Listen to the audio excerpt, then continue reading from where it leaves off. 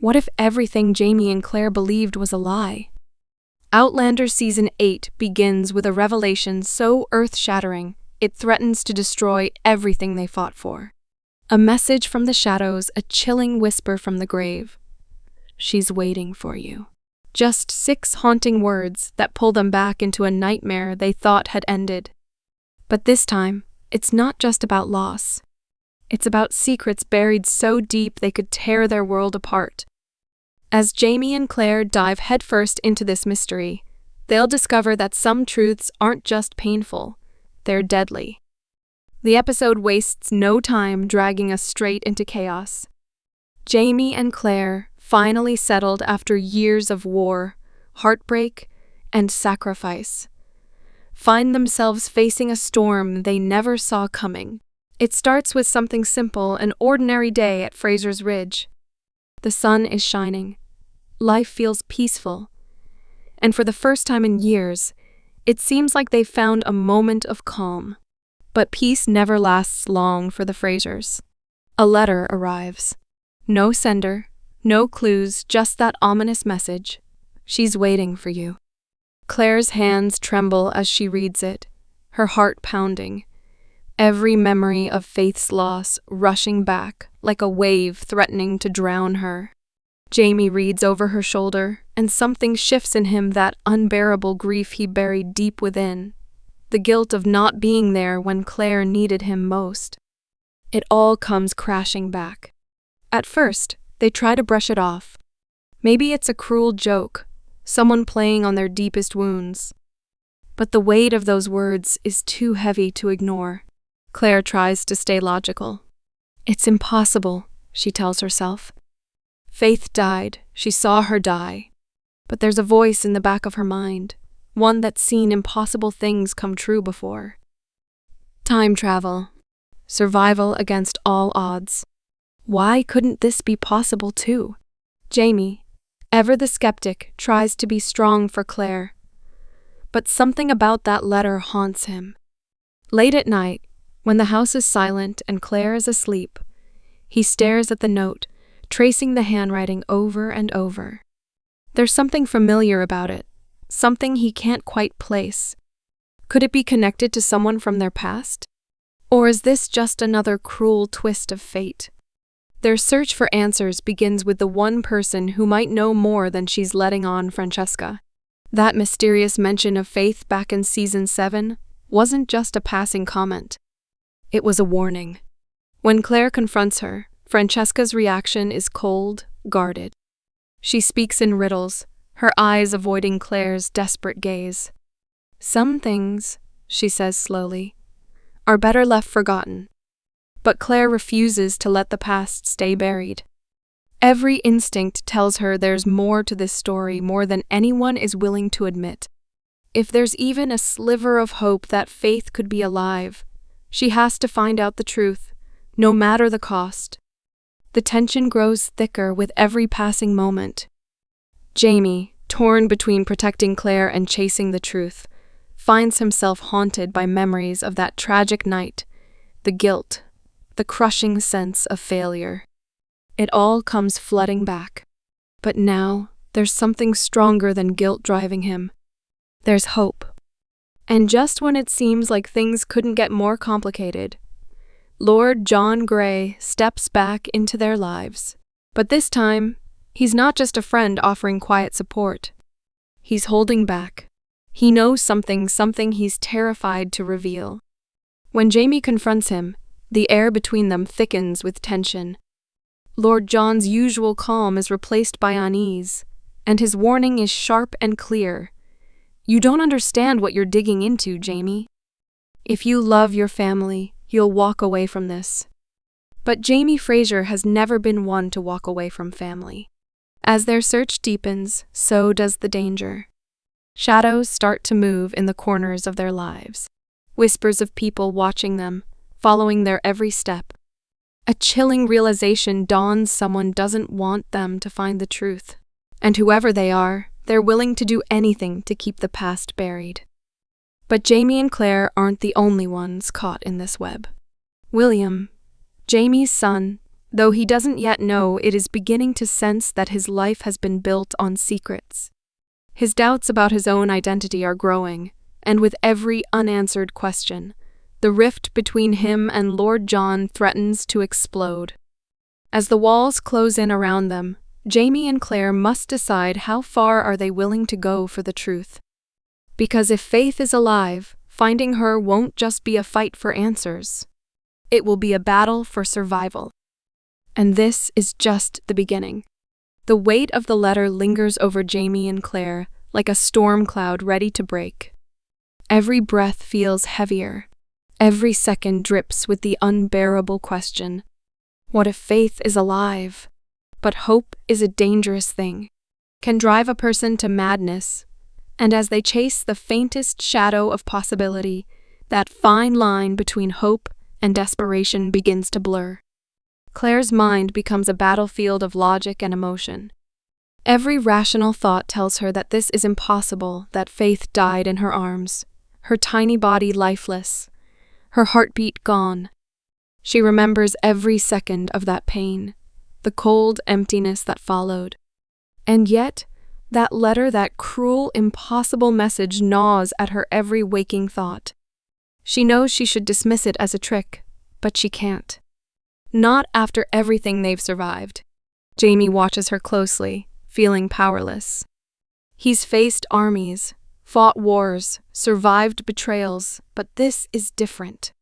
He can't fight what's haunting Claire from the inside. And yet, something inside him stirs too. He's seen miracles with his own eyes, time travel, unexplainable twists of fate. Nothing is out of reach in their world. If there's even the smallest chance that Faith could somehow still be alive, Jamie knows he'll move heaven and earth to uncover the truth. But the path to answers is shrouded in danger. The next clue comes from an unexpected source, an old friend from Paris, Mother Hildegard. Time and distance have aged her, but her wisdom remains sharp. When Claire and Jamie visit her, she immediately senses the weight they carry. And when Claire, with trembling hands, reveals the letter, Mother Hildegard's face darkens with something that looks eerily like recognition. "You shouldn't be here, Claire," she whispers, her voice heavy with fear. Some grief is meant to stay buried. That one sentence strikes like a blade. Why would she say that? What does she know? Claire presses for answers, her voice breaking with desperation. But Mother Hildegard refuses to say more, only that disturbing the past could bring consequences neither Jamie nor Claire are prepared for. But the Frasers have never been ones to back down from the truth, no matter how terrifying it might be. Back at Fraser's Ridge, unsettling signs begin to appear, scratches on the door that weren't there before, strange footprints leading toward the woods, and the overwhelming sensation of being watched. At first, they tried to dismiss it as paranoia fueled by grief. But the evidence is undeniable. Someone is watching them. And then the nightmares begin. Claire starts waking in the middle of the night, drenched in sweat, haunted by dreams of a little girl standing at the foot of her bed. The child doesn't speak. She just stares, her eyes hollow, her presence cold and suffocating. But the most chilling part? The girl looks exactly like what Faith might have looked like if she had lived. Jamie is quick to comfort Claire, but even he can't shake the unease creeping into their home. The dreams feel too real, like they're being sent from somewhere. Or someone. Then another message arrives. This time, it's not a letter. It's a lock of hair, blonde, delicate, wrapped in a small silk ribbon. Claire's hands shake as she holds it, her heart screaming with a hope she doesn't dare believe. Could it really be Faith's? Or is someone playing a cruel, manipulative game? Determined to uncover the truth, Jamie and Claire decide to confront the person who may have answers, Master Raymond, the mysterious apothecary from their past, who once saved Claire's life. If anyone understands the strange forces at play, it's him. But finding him won't be easy. He's a man who disappears like smoke, a shadow from another time.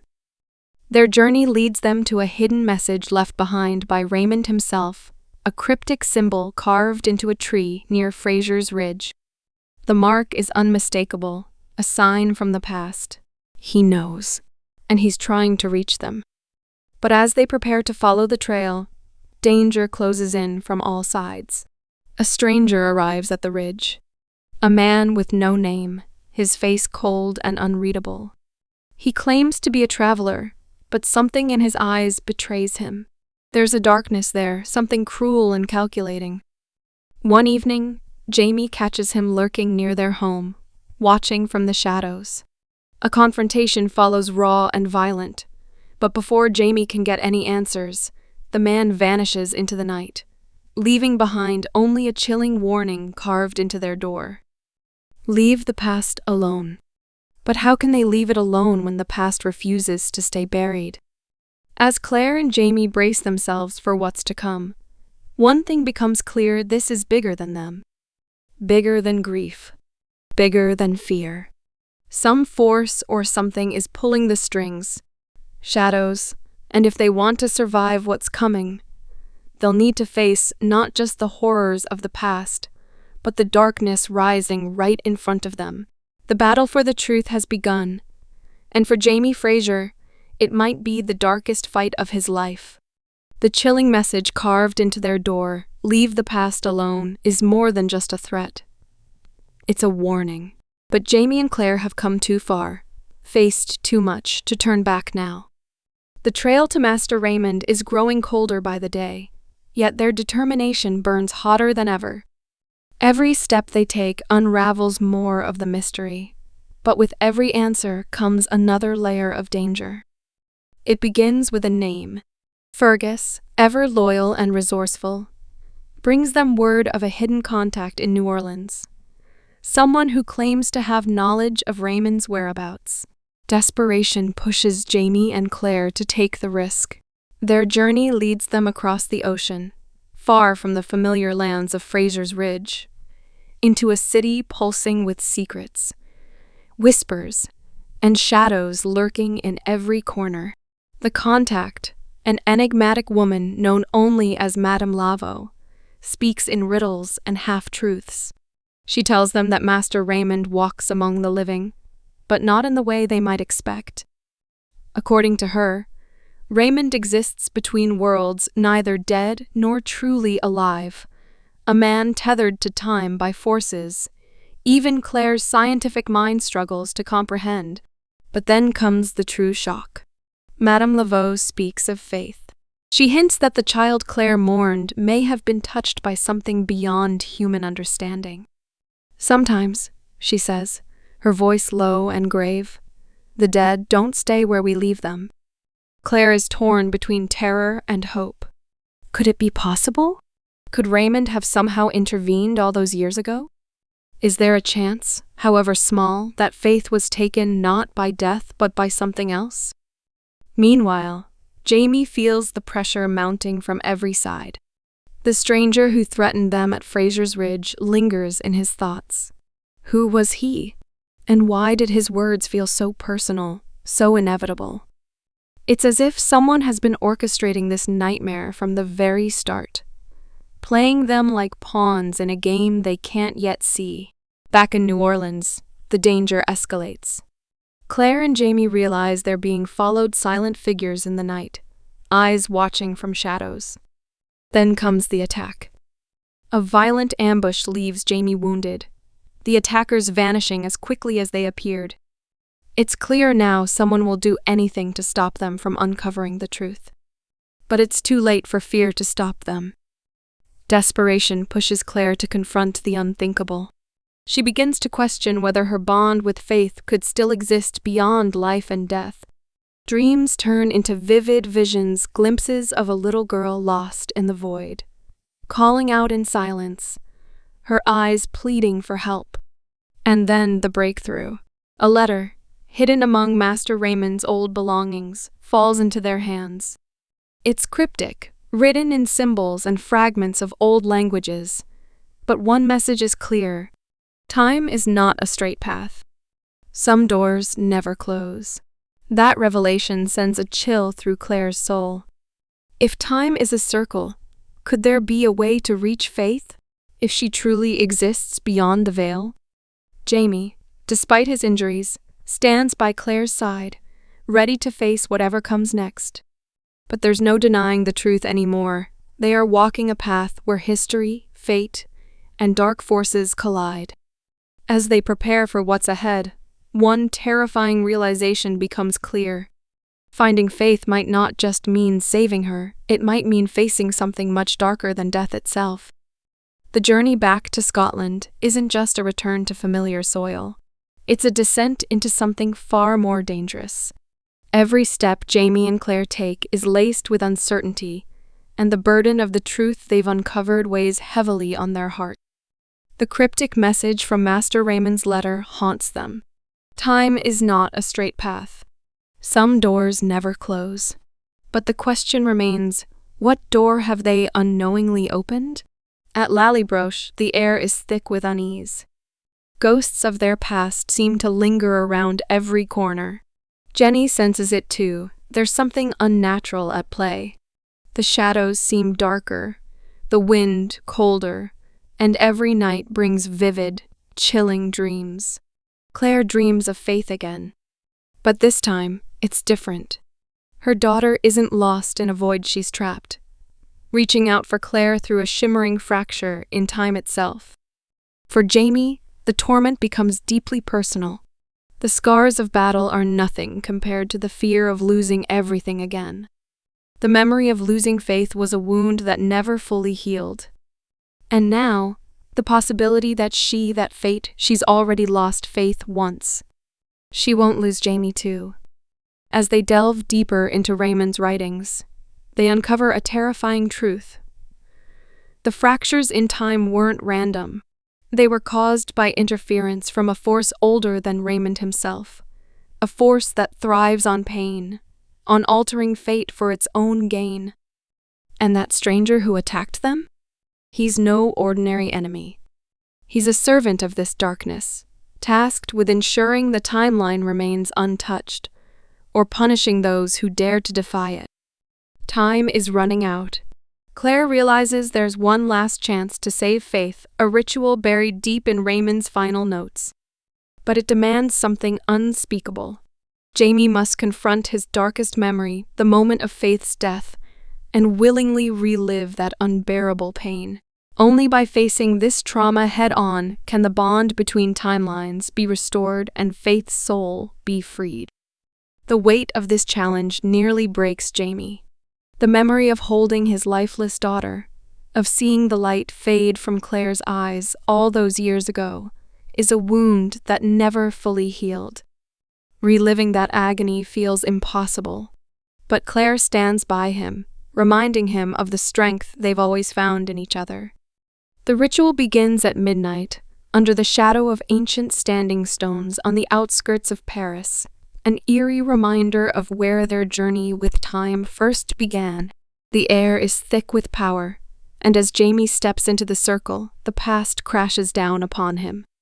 He's there again, in that cold, dark room, holding Faith's tiny, fragile body.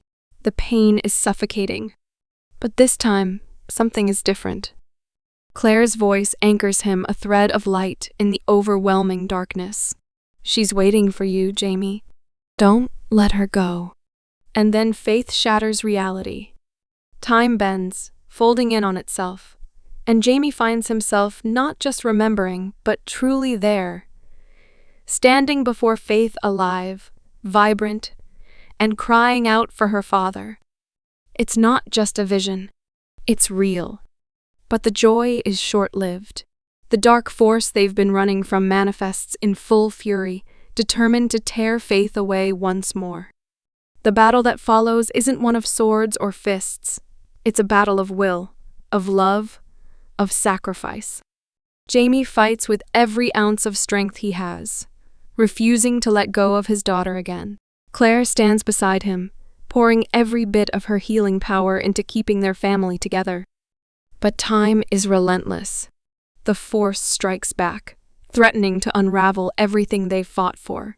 And just when it seems like all hope is lost, Jamie makes the ultimate choice. He offers himself. His life, his very existence, in exchange for Faith's freedom. The darkness hesitates. A moment of unbearable silence. And then it accepts. But fate, it seems, has a different plan. In a flash of light, the ritual breaks, and Faith is there alive and whole, standing in Claire's arms. Jamie collapses, his strength drained, teetering on the edge of death. Claire, desperate and broken, fights to pull him back, refusing to let him slip away. And then, miraculously, Jamie breathes.